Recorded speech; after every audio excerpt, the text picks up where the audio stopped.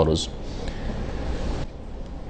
তো মৃত ব্যক্তিকে গোসল দেওয়া ফরজ। এই ফরজটা কার ওপর? মৃত ব্যক্তির ওপর না মৃত ব্যক্তিদের আত্মীয় স্বজনদের ওপর? আত্মীয় স্বজনদের ওপর। মৃত ব্যক্তি কি করতে পারে? ওর আমল বন্ধ হয়ে গেছে। এজা মাতা ইবনে আদম, আদম সন্তান মারা গেলে তার কাজ বন্ধ হয়ে যায়। ও না গোসল করতে পারবে, না উজু করতে পারবে, না নামাজ পড়তে পারবে। সুতরাং ওর ওপর গোসল ফরজ হয়ে আছে। হ্যাঁ, মানে দাফন করার আগে ওকে গোসল দিতে হবে। তো এই গোসলটা তার আপনজনরা দেবে। যেমন জানাজার নামাজ পড়া ফারজে কেফায়া, একটা দল জানাজার নামাজ পড়লে সবাই মাফ পেয়ে যাবো, এরকম গোসলের বিষয়টি। হ্যাঁ, কয়েকজন লোক মিলে গোসল দিয়ে দিলে সবার পক্ষ থেকে হয়ে গেল, এ ফরজ আদায় হয়ে গেল। গোসল দিতে হবে। তবে যদি শহীদ হয়, আর সে শহীদ হচ্ছে শহীদুল মারেকা। শহীদ দুই রকমের, এক হচ্ছে হাকিকি শহীদ, সত্যিকার অর্থে শহীদ, আর একটা হচ্ছে হুকমি শহীদ।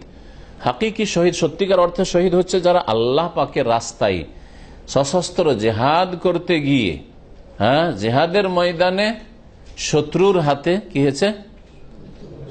মৃত্যুবরণ করে, শত্রুর হাতে মৃত্যুবরণ করে, সে হচ্ছে শহীদ।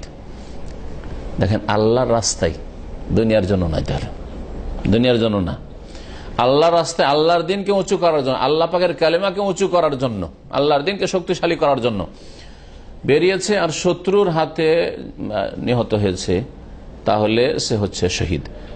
এটা হচ্ছে আসল শহীদ। তাহলে আজকাল যেসব শহীদের কথা বলা হচ্ছে সেসব অধিকাংশ শহীদ নয়। মুসলিমকে মেরে শহীদ, বা মুসলিমের কাছে মার খেয়ে খুন হয়ে শহীদ, তারপরে অমুসলিমও শহীদ, বেনামাজি বেদিনও শহীদ, শিরক বিদাতকারী, শিরক বড় বড় শিরক করে তাও শহীদ, আল্লাহ পরকালে বিশ্বাসী নয় সেও শহীদ। এসব শহীদ নয় আসলে, জান না? এদেরকে একটা বিকল্প শব্দ খুঁজতে হইত, কিন্তু আলহামদুলিল্লাহ খুঁজে পাইনি। ইসলামের শব্দটি ধার নিয়েছে, জান না? তাদের নিজের শব্দ তাদেরকে আবিষ্কার করা উচিত ছিল। যখন তারা খেয়াল খুশি তারা শহীদ বলবে, তাদের একটা শব্দ নিজেরাই খোঁজা উচিত ছিল, কিন্তু তারা খুঁজে পায়নি, ইসলামের কাছে ধার নিয়েছে। ওরা শহীদ নয়। এ হচ্ছে সত্যিকার অর্থে শহীদ, হাকিকি শহীদ, আসল শহীদ। আর হুকমি শহীদ মানে বিধানগত শহীদ, আসলে আসল অর্থে শহীদ নয়, কিন্তু তার হুকুমটা হচ্ছে যে শাহাদাতের মর্যাদা পেয়েছে। বিভিন্ন মারাত্মক রোগ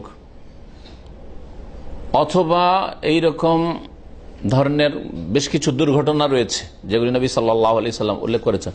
তো এইরকম কিছুতে যদি ইন্তেকাল করে, নবী সাল্লাল্লাহু বলছেন যে আশ-শুহাদাউ সাবআতুন, হ্যাঁ, শহীদ হচ্ছে 7 প্রকারের। তার মধ্যে মহামারীতে যদি কেউ মারা যায়, মহামারী যেসব রোগে, হ্যাঁ, গ্রামের লোক বেশি সংখ্যায় মারা যাচ্ছে, এক বাড়িতে 2-4-5 জন মারা গেল, আবার আর এক বাড়িতে রোগ শুরু হলো, মারা গেল কলেরা, তারপরে ধরেন বসন্ত, হ্যাঁ, গোটি বসন্ত এককালে হইতো, এইরকম ধরনের রোগগুলি যেগুলি আছে। আর তারপরে প্রসব বেদনায় যদি কোনো বাচ্চা ভূমিষ্ঠ হওয়ার সময় যদি নারী মারা যায়, তারপরে নবী সাল্লাল্লাহু আলাইহি সাল্লাম বলেছেন যে পেটের রোগ, পেটের কামড়ে বা পেটের মারাত্মক রোগ ছিল, আল মাবতুন শাহিদুন। তারপরে আল গারিক ও শহীদিন, পানিতে ডুবে যদি কেউ মারা যায়, হ্যাঁ, আল হারিক ও শাহিদুন, আগুনে জ্বলে কেউ যদি, হ্যাঁ, আগুনে জ্বলে গেছে, মারা গেছে, আগুনে জ্বলে গেছে মানে আত্মহত্যা করার জন্য না, ফেঁসে গেছিল আগুনে, হ্যাঁ, ইচ্ছা করে সাঁতার জানে না, ডুব দিয়েছে, আত্মহত্যা করার জন্য শহীদ হবে না, না।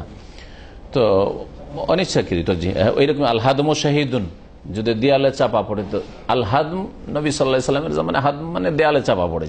তখন দেয়ালে ছিল, গাড়ি ছিল না, কিন্তু এখন গাড়ি চাপা পড়ে যদি মারা যায়, তাহলে কার দুর্ঘটনায়, ট্রেন দুর্ঘটনায়, বাস দুর্ঘটনায় যদি কেউ মারা যায় তো শহীদ হবে না? হবে না? শহীদ হবে। এগুলো হচ্ছে হুকমি শহীদ। এদেরকে গোসল দিতে হবে না? হবে না? এইটা হচ্ছে আসল মাসলা আমাদের, হ্যাঁ, দিতে হবে। এরা হুকমি শহীদ, বিধান, এরা শহীদের মর্যাদা পাবে। কিন্তু যেগুলো শহীদ, আসল শহীদের যে মাসলা, খাস মাসলা রয়েছে, যে কি করতে হবে, তাদেরকে গোসল দিতে হবে না, হ্যাঁ, তারা ওই রক্ত নিয়ে কিয়ামতের দিন উঠবে, ওই হুকুম তাদের জন্য নেই। সুতরাং যারা অ্যাক্সিডেন্ট করে মারা গেছে তাদেরকে গোসল দেওয়া সম্ভব হলে গোসল দেবে। যদি একেবারে দেখা যায় যে হাত পা ভেঙে চূর্ণ বিচূর্ণ হয়ে গেছে, গোসল দিলে মুশকিল হয়ে যাবে, তখন অনেক সময় গোসল দেয় না।